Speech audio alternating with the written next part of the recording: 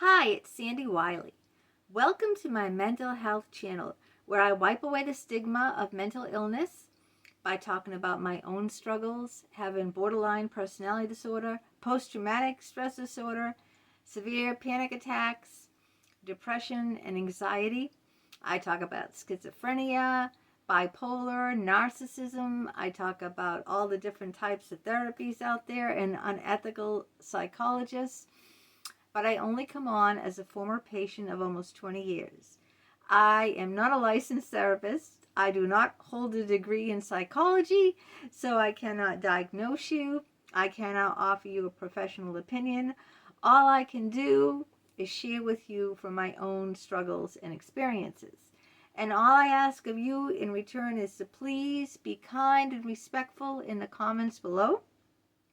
Be kind to me. Be kind to other people who comment. We don't have to agree on everything, but we do need to agree on this one thing: to show respect and kindness. I welcome all to share their struggles, their personal experiences.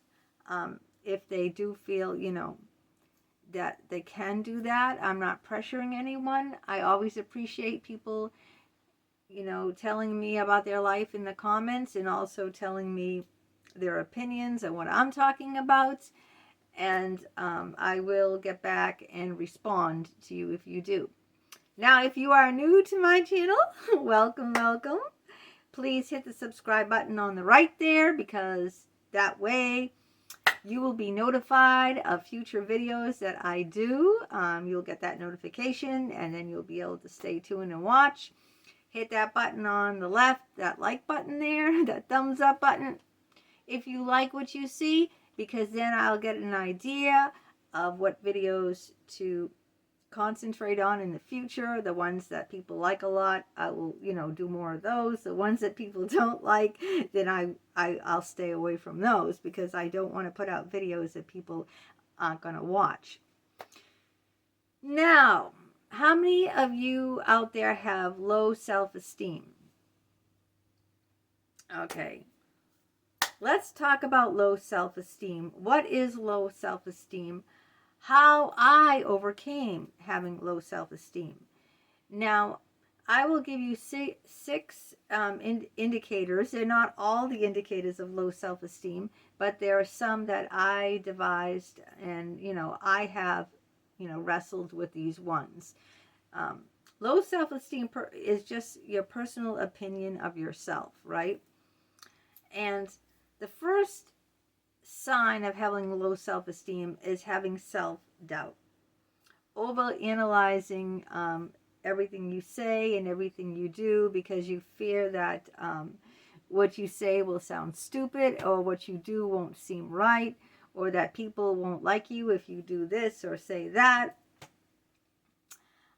So you have, this self-doubt about everything that you do. Even when I took tests one time, I had this Latin teacher, right? I had so much self-doubt taking the test. I was so scared. I actually froze. And I mentioned that freezing, that like a deer in the headlights. They can't move when the car is coming because they're frozen and they end up getting hit.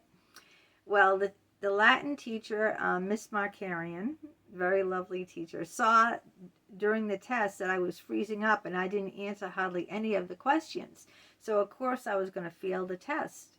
She saw how nervous I was and how I just froze, and I kept looking around the room and just was really uptight. So what she did is she called me after class and she said, look, you didn't even answer any of these questions. I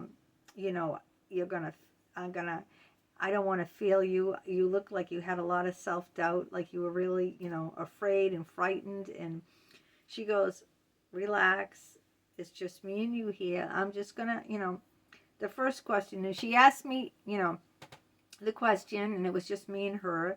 None of the other students were there, and there was no time limit like there is when you're in a class. You have a time limit. You have to finish the test before the end of the class. And this was the nicest teacher. I love this teacher. What other teacher would go out of her way to do this, okay? So she asked, and she helped me along. Okay, think about this or think about that. And then she said, okay, you got that correct. And then she went on to this next question and the next question, in person, giving me the test, asking me the question and going over it, trying to explain it, trying to, get the, pull the answer out of me, without any time constraint. It was after class, and she said, okay, you passed. She did that for me. Another teacher would have said, this woman didn't even answer most of the questions, big F, and flunked me. But it was because she knew I had so much self-doubt that I froze, and I couldn't even, concentrate on any of the questions to answer them. That's a prime example. Number 2, overly apologetic. How many people apologize when they didn't do anything wrong, right? I'm very guilty of this too. That is a person who has very low self-esteem.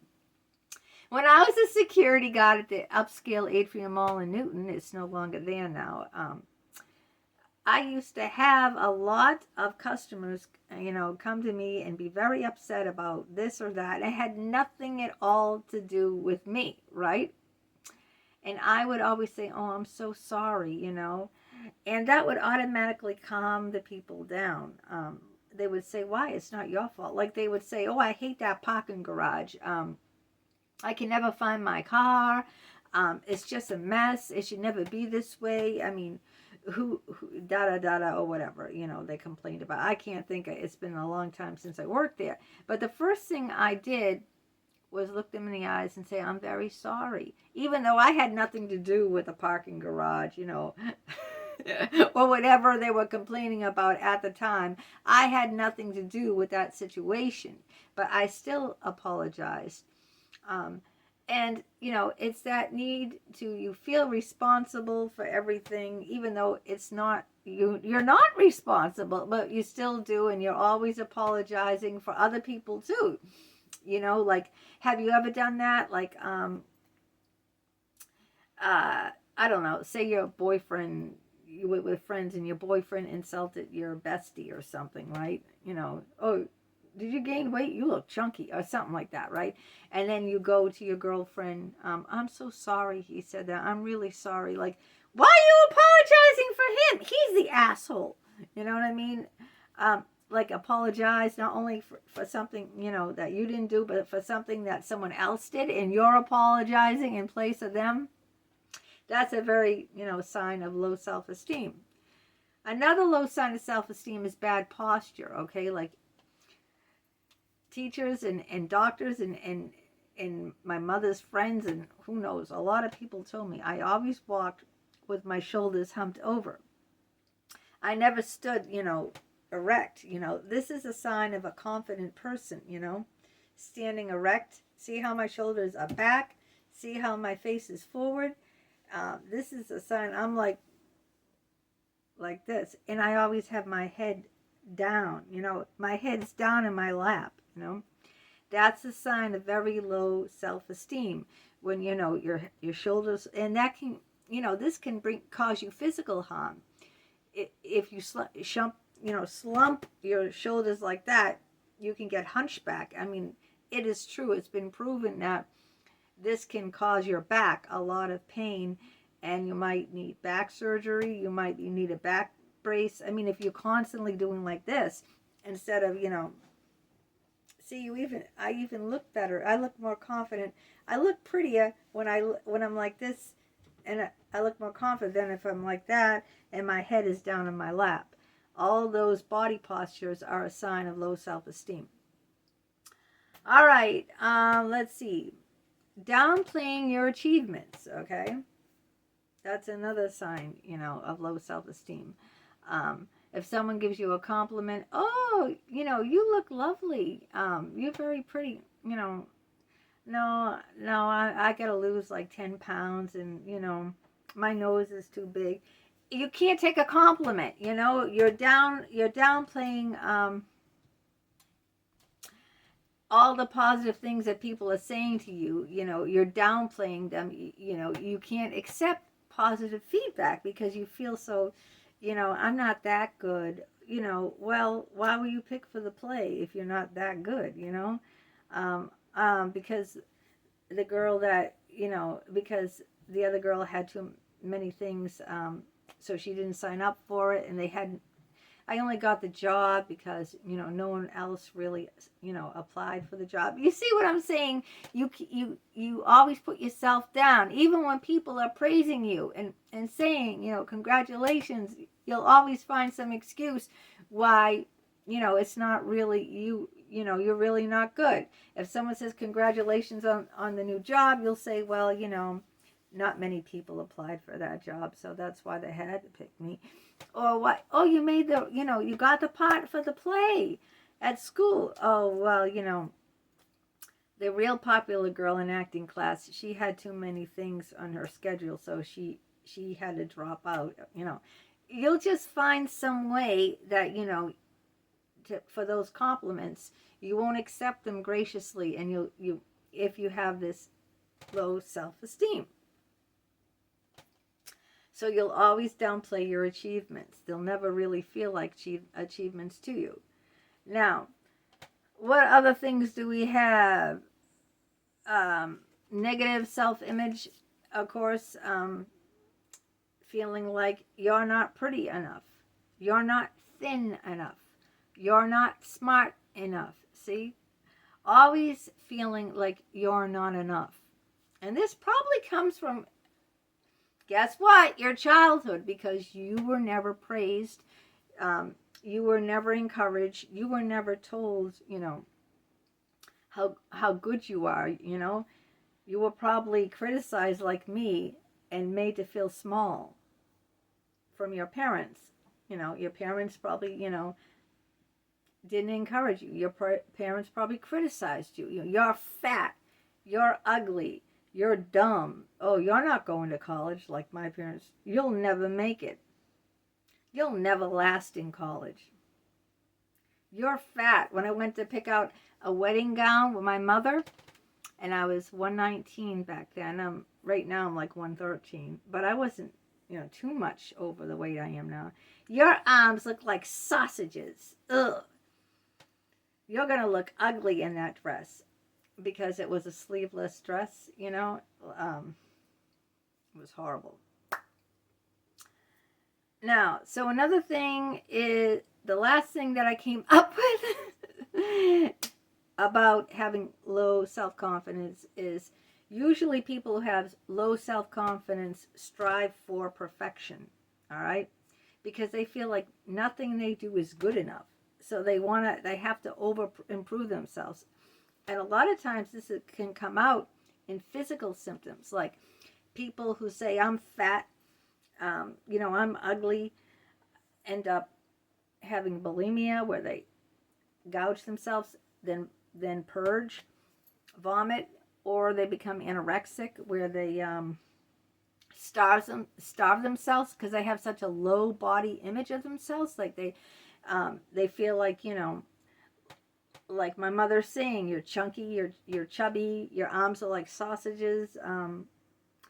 Someone else might feel like they have to starve themselves. I took diet pills one time. I got in a bad situation with that because my mother kept, putting down my weight, saying how overweight I was, when I really wasn't even that much overweight by, any kind of standards, So a lot of people will strive for perfection, at their downfall. They'll physically make themselves sick, by taking diet pills, by, becoming anorexic.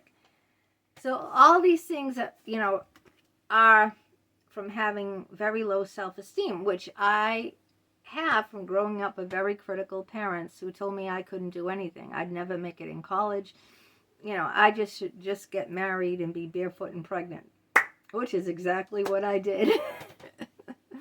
Now, how do you overcome low self-esteem? Well, I still haven't fully overcome it. I'm a work in progress, but I got to the age where I stopped caring, and this was in my late 50s, okay?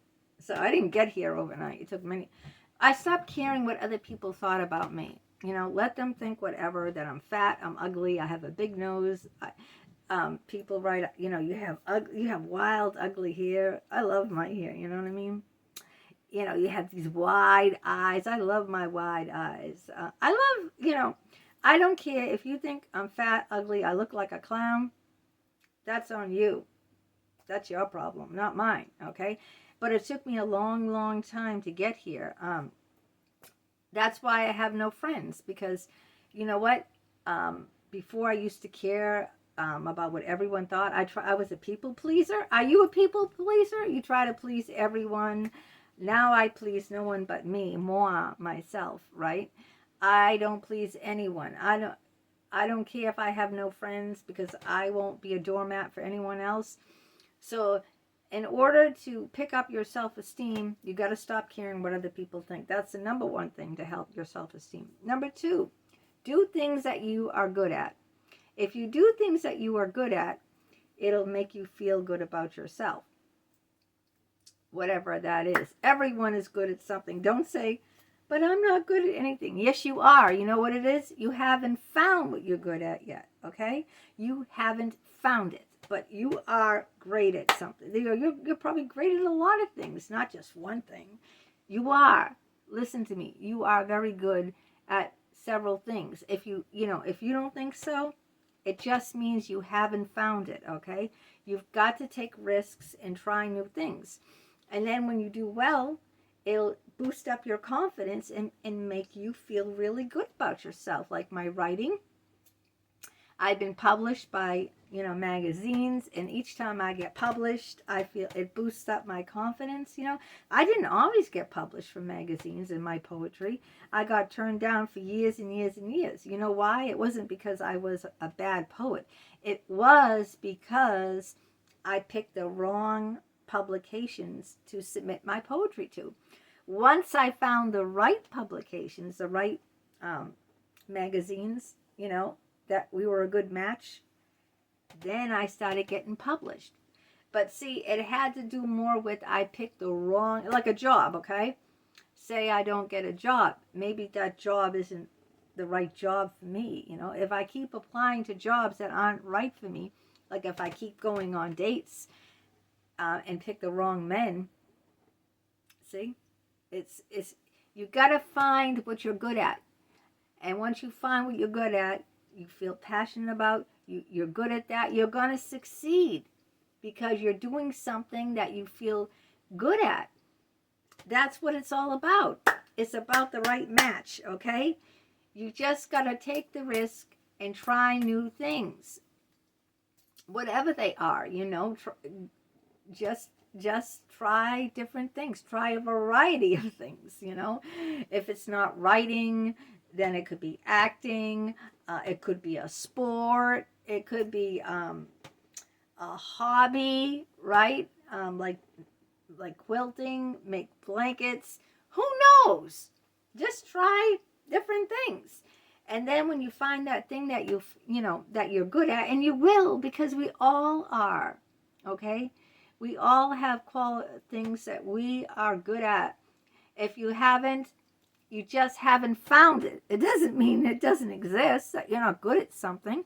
You haven't found it. You find it by taking the risks and trying all different sorts of things. And, those are the things that help build my self-esteem. Not caring about what other people think of me any longer. Taking risks and trying different things and finding something I'm good at. And once I found something I was good at, it built my self-esteem, And, it took a long process, many, many years. I'm not going to say it happens overnight, And pick people that will build you up. That's very important in your self-esteem. You need to surround yourself with people who will build you up.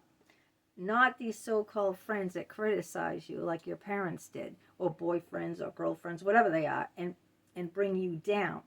The people you are around are critical to your self-esteem, to your well-being. The people that are part of your life are critical to your self-esteem, okay? So we can't pick our parents, unfortunately. Got to let that be in the past. But we can pick everyone else. We can pick our girl pals. We can pick our mates, our lovers. We can pick our jobs. We can pick these things. And we have to choose wisely. We have to choose and pick things, people and things we do like jobs or things that will build us up, lift us up, encourage us, support us, compliment us, appreciate our talents. So it's very important, the people you choose to have in your life to build your self-confidence. All right, and that's it for self-confidence or, low self-esteem today. Let me know what you think. Let me know if you have struggles with self-esteem. Let me know if you overcome them, how you overcame those struggles, or if you're still struggling. Let me know if, what I said was helpful. Are you willing to try new things?